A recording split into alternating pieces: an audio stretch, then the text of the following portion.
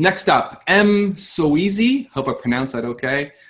He's saying he designs smart homes. He's saying he agrees that when he's working in B2C market, all they want to hear about is the story and why he created his business. When he's selling to builders and is in B2B, all they care about is price. They don't care about a story. All they care about is offering something cheap.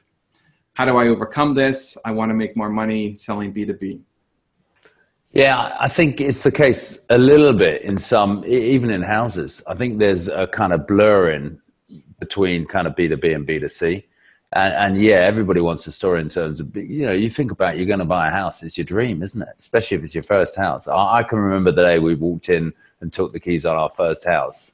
And I still remember as if I'm there today, how it just kind of thought, wow, you know, what a sense of responsibility. Did I really make this? This is my own place, you know, and the level of the clean rooms, the hoovering, all that sort of stuff went up through the sky. Now, builders, obviously, they've got an economic model. They've got to make money. They've got to be profitable. And in that business, kind of builders can live hand to mouth.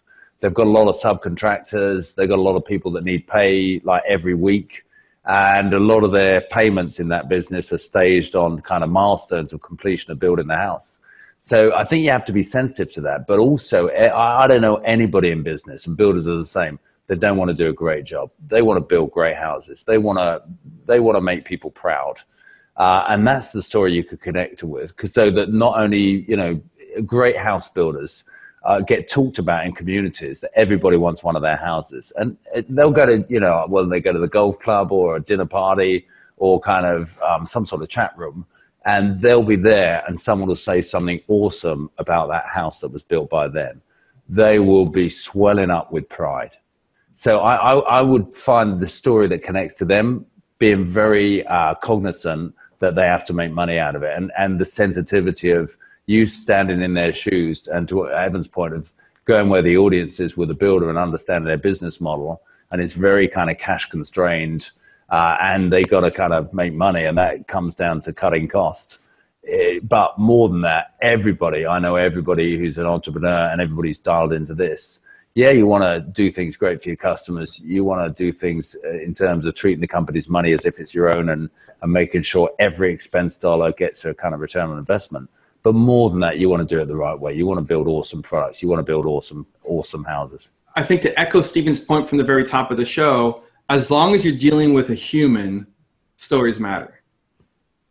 People care. People are guided by their emotions. They want to feel connected to you. Now, not every customer will be able to afford what you're doing, right? If you're dealing with a high-end product and you're dealing with very price-sensitive customers, they may love your story, but it doesn't mean they can afford it, right? The stuff that I do, not everybody can afford it, and that's fine.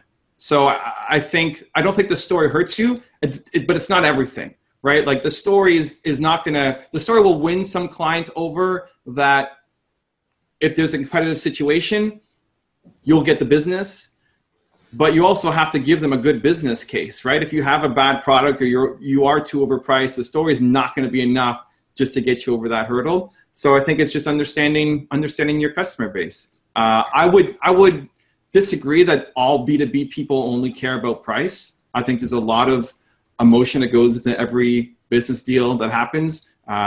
Just looking at my own business, I get opportunities to work with a lot of different companies and brands, and the ones that I say yes to are the ones that I connect with the leadership and their story and what they're all about. And I think they connect with me because of my story, what I'm all about. And it's not just, hey, can you do it for $1,000 cheaper? And then that's what, you know, makes the shift. As long as you're dealing with people, stories are going to be important, whether you're selling to customers in the B2C space or B2B space.